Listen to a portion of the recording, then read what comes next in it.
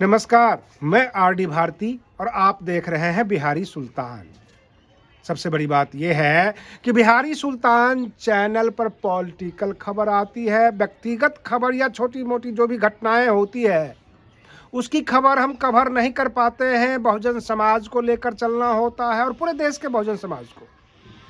Bahujan Samaj party की राष्ट्रीय अध्यक्ष का जो जन्मदिन है उसके लिए अब 4 दिन बचा है, इसलिए आज 11 जनवरी है और आज से 4 दिन तक बसपा के कार्यकर्ता कुछ ज़्यादा ही मशक्कत करेंगे, कुछ ज़्यादा ही तैयारी में लगे हुए हैं। और ये बातें जितने भी गैर बसपाई है, गैर पॉलिटिकल पार्टी है, वो भांप गई। मैं आपको बता दूं कि मेरठ के सरधरा में जो घटनाएं हुई उसका आरोपी पकड़ा गया, उत्तराखंड से लड़की भी बरामद हो गई। अब उसके ऊपर जो कानूनी कार्रवाई है सरकार करे और बाकी लोग इस ऐसी घटना को लेकर जो काफ़ी उत्तेजित हो रहे थे, लोगों को अपने अपने पक्ष में दिखाते नजर आ रहे थे, इसका पटाक्षेप हो चुका है। बिहार में भी घटना हुई है। बिहार में कैमूर में चुनावी रंजिश के वजह से सतीश यादव उर्फ पिंटू यादव के पक्ष में जो मतदाता थे, जो कार्यकर्ता थे, उनको विरोधी दलों ने जो है ट्रैक्टर से कुचलकर मार दिया। अब उनको अस्पताल में मृत्यु हो गई, मौत हो गई। अब उसके ऊपर संज्ञान ले, कारण क्या है कि प्रशासन जो है अपराधी को पकड़े। तो इस तरह की घटनाएं पूरे देश में हो रही है। बहुजन समाज के लोगों के साथ नाइंसाफी होती है, हत्याएं होती है, आए दिन बलात्कार होते हैं, लेकिन इसको राजनीति से जोड़कर वहीं देखा जाता है जहां आने वाला चुनाव हो। पश्चिम बंगाल में भी चुनाव है, लेकिन पश्चिम बंगाल में फोकस जो है वो टीएमसी के ऊपर और भाजपा के ऊपर, तृणमूल कांग्रेस और भाजपा आपस में टकराती है। हाँ, अगर खबर ये निकल कर आ जाए कि बहुजन समाज पार्टी इस बार पश्चिम बंगाल में सत्ता में आ रही है तो वहाँ की भी घटनाएं हाईलाइटेड होना शुरू हो जाएगा, क्योंकि बहुजन समाज के लोगों का जो वोट काटना है, तो जाहिर सी बात है बाकी जो अपने आप को इंडिया अलायंस कहते हैं, विपक्ष कहते हैं, वो ताबड़तोड़ वहाँ पर शिरकत करना शुरू कर देंगे, जिस तरह से वो उत्तर प्रदेश में घमासान मचाए हुए हैं। प्रश्न ये उठता है, कानून का काम है अपनी कार्रवाई करना, कोर्ट का काम है अपनी कार्रवाई करना, और राजनीतिक दल अपने मतदाताओं की सुरक्षा के लिए चिंता करे, सरकार से सवाल करे, और इससे ज़्यादा अगर मजमा लगाकर बैठना शुरू कर दे, तरह तरह के बयानबाजी शुरू हो जाए, तो लगने लगता है कि ये राजनीतिक अपना हाथ सेक रहे हैं। ऐसा ही दिखने लग जाता है। फिर दूसरे पक्ष को भी बोलने का मौका मिल जाता है। आप एक आरोप लगाएंगे, वो 2 आरोप लगाएंगे। आप कहेंगे कि हत्या और बलात्कार हुआ, वो कह देंगे कई साल से प्रेम प्रसंग चल रहा था। हर चीज़ को दबाते जाएंगे, तो इसकी गंभीरता को खत्म ना किया जाए। जो अपराध हुआ है, जो घटनाएं हुई है, इसकी गंभीरता को खत्म कर रहे हैं मजमा लगाकर, जातिगत ऐलान करके, और इस तरह से जो है इसकी मामला की गंभीरता को जो है खत्म कर रहे हैं। जबकि बहुजन समाज पार्टी के कार्यकर्ता बहन मायावती जी के जन्मदिन को भव्यता बनाने के लिए, भव्य बनाने के लिए, और इसमें जो भी तैयारी चल रही है, काफ़ी संघर्ष कर रहे हैं। उनका 3-4 दिन काफ़ी क्रूशियल पोजीशन रहेगा, कारण कि बहन मायावती जी अपने जन्मदिन के अवसर पर सभी को बुलाकर सभी कार्यकर्ताओं को संबोधित करेंगे, इकट्ठा कर लेंगे, और इकट्ठा करने के बाद एक बहुत बड़ा मैसेज देने वाली है। सामने पूरा 1 साल है उत्तर प्रदेश के अंदर बसपा को संघर्ष करने के लिए। उसके बाद जैसे ही अधिसूचना जारी होगी और परिणाम निकल कर आने शुरू हो जाएंगे, चुनाव होगी, और ऐसा नहीं है कि बहुजन समाज पार्टी जो है संघर्ष कर रही है, तैयारी कर रही है। उनके एवज में जो है उनके टक्कर देने के लिए भाजपा भी अपनी तैयारी में है, सपा भी है, कांग्रेस भी है।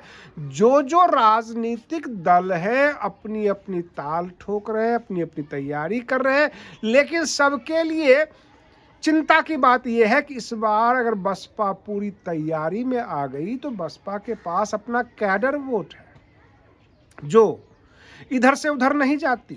बसपा अगर कुछ करेगी तो उसमें इजाफा होगा। वोट जो उनका अपना है वो तो मिलेगा ही मिलेगा। इनके मेहनत का परिणाम यह आएगा कि इनके वोट प्रतिशत में इजाफा होगा, सीधे सत्ता में एंट्री हो सकती है। बाकी लोग तमाम जो है फ्लेक्सिबल वोट के ऊपर डिपेंड कर रहे हैं।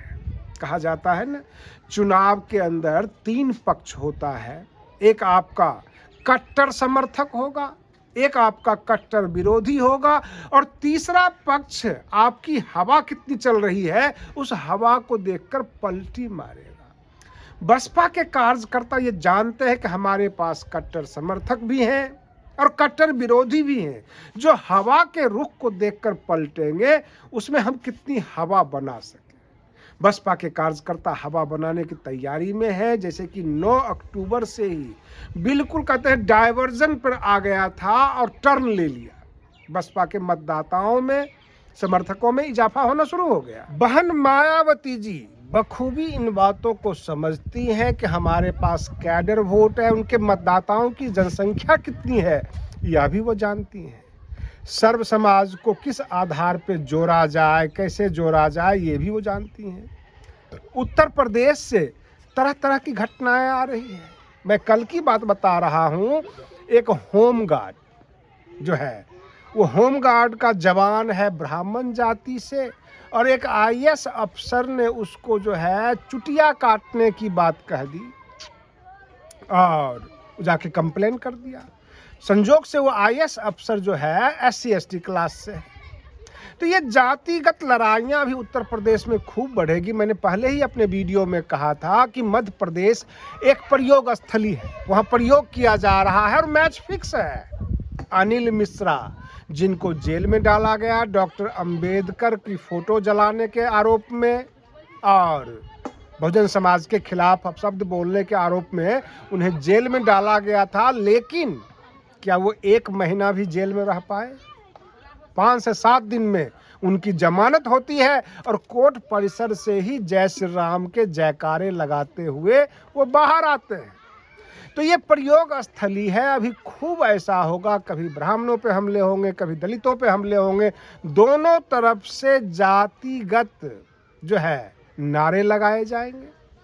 किसी प्रकार से ध्रुवीकरण करने का प्रयास होगा और इस प्रयास का जो मास्टरमाइंड है भाजपा, कांग्रेस, सपा, ये सब के सब ये जान रहे हैं कि अगर हम सबको लेकर चलेंगे, विकास की बातें करेंगे, सर्व समाज की बातें करेंगे, कि हम सबको लेकर चलेंगे तो यहाँ पे बसपा मजबूत हो जाएगी, बसपा चुनाव जीत जाएगी।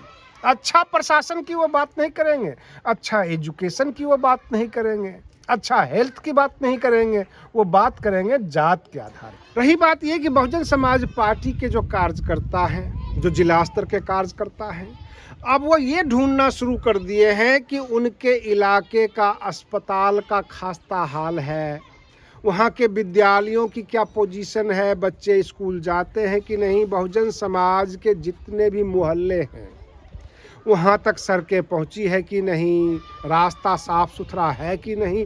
कुल मिलाकर आम जनता के बीच में अगर वो जाएंगे तो क्या बताएंगे कि आपके इलाके में वर्तमान योगी सरकार ने क्या दिया, उससे पहले अखिलेश यादव जी की सरकार ने क्या किया, और उससे पहले बहन मायावती जी की सरकार थी। तो बहन मायावती जी का शासनकाल कैसा था और उसके बाद ये 15 सालों में उत्तर प्रदेश का क्या हाल रहा, क्योंकि बहन जी के शासन के बाद अखिलेश यादव जी का शासन आता है और उसके बाद लगातार 10 साल से जो है योगी जी की शासन है।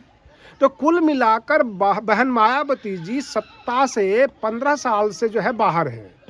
अब रही बात ये कि बहन मायावती जी के जितने भी कार्यकर्ता हैं, समर्थक हैं, सब के सब उन तमाम चीज़ों को ढूंढने में लग गए हैं जो शासन व्यवस्था वर्तमान में चल रही है उसमें क्या क्या कमी है और उत्तर प्रदेश की जनता को हम क्या क्या बताएंगे। और ये तमाम चीज़ें बहन मायावती जी तक भी पूरी तरह से कंप्लेन के रूप में अथवा रिपोर्ट कार्ड के रूप में पहुंच रही है कि हम 2027 के चुनाव में जाएंगे तो जनता के बीच हमें क्या बात होगी, बहुजन समाज की क्या हालत है, सर्व समाज को क्या मिल गया इस 10 साल के शासन में। और अखिलेश यादव जी के शासन में उनको क्या मिल गया। यही सारी चीज़ों को लेकर तैयारियां चल रही है और बहन मायावती जी 15 जनवरी को जब उनका जन्मदिन होगा उस दिन एक बड़ा विस्फोट करने वाली है। बहुत बड़ा कहने का मतलब ये ऐलान होगा और पूरे उत्तर प्रदेश की जो राजनीतिक व्यवस्था है वो चौकन्ना हो जाएगी कि 2027 में किस प्रकार की तैयारी हो। सबसे बड़ी बात यह है कि इस बार जो देखा जा रहा है कि बहुजन समाज पार्टी के कार्यकर्ता अकाउंटेबल हो गए, यानी उनका हिसाब किताब लिया जा रहा है और वह भी बहन मायावती जी के द्वारा। कहने का तात्पर्य यह है कि पिछले कई चुनाव से देख रहा हूं बहन मायावती जी नेशनल कोऑर्डिनेटर के भरोसे थे, मंडल अध्यक्ष के भरोसे थे, जिला अध्यक्षों से मीटिंग लेते थे और डायरेक्शन देते थे। इस बार ऐसा नहीं हो रहा है। दिशा निर्देश और नेशनल कोऑर्डिनेटर तो बाद की बात है, तमाम कार्यकर्ता से बहन मायावती जी खुद फीडबैक लेती हैं और खुद उसके ऊपर एक्शन भी लेने की तैयारी में आ जाती है। हाँ, मजबूरी कहाँ आ जाती है कि मैंने कई वीडियो में कह दिया कि बहन मायावती जी हाई सुरक्षा में रहती है, मतलब हाई सिक्योरिटी के अंदर हैं, तो सीधे दौड़ के कहीं जा नहीं सकती हैं। उनके लिए बाकायदा प्रशासन अलर्ट होता है, बताना पड़ता है शासन प्रशासन को भी। और बहन जी के लिए यह एक मजबूरी भी है कि जैसे ही उत्तर प्रदेश की पुलिस को पता लगेगा, प्रशासन को पता लगेगा, तो भाजपा की सरकार है और बाकी तमाम दल चौकन्ना हो जाएगी कि फला जगह बहन मायावती जी का प्रोग्राम है, तैयारी है, मास लीडर है। तो इसलिए 15 जनवरी का जो है उनका अपना एक बर्थडे का जो है जन्मदिन का, लोग इंतजार कर रहे हैं कि बहन मायावती जी नया क्या ऐलान करने वाली है।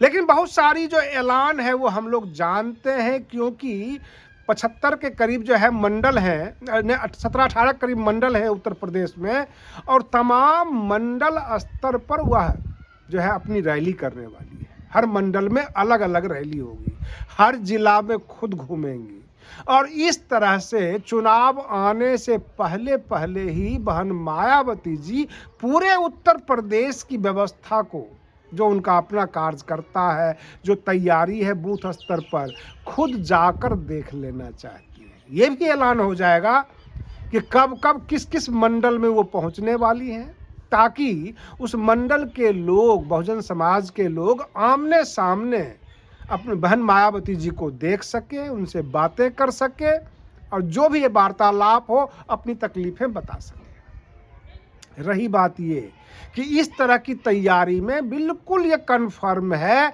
कि सपा को नुकसान होगा, कांग्रेस को नुकसान होगा, भाजपा को भी नुकसान होगा। प्रश्न यहाँ पर ये उठता है कि दलित तो दलित होता है, लेकिन उसको ये कह के बरगला देना कि आप गैर जाटव दलित हो, और बहन मायावती जी केवल जाटव समाज की नेता है। अखिलेश यादव जी के बारे में कहा जाता है आप ओबीसी तो हैं लेकिन गैर यादव ओबीसी है, आपको यादव की सत्ता आएगी तो क्या मिलेगा। और इस तरह से कह के भाजपा ओबीसी और दलितों पे राज करना शुरू कर दिया, जो कि आगे चलने वाला नहीं है। आज के लिए बस इतना ही। आप बने रहिए बिहारी सुल्तान चैनल पर। हम फिर मिलते हैं अगले वीडियो में, तब तक के लिए धन्यवाद।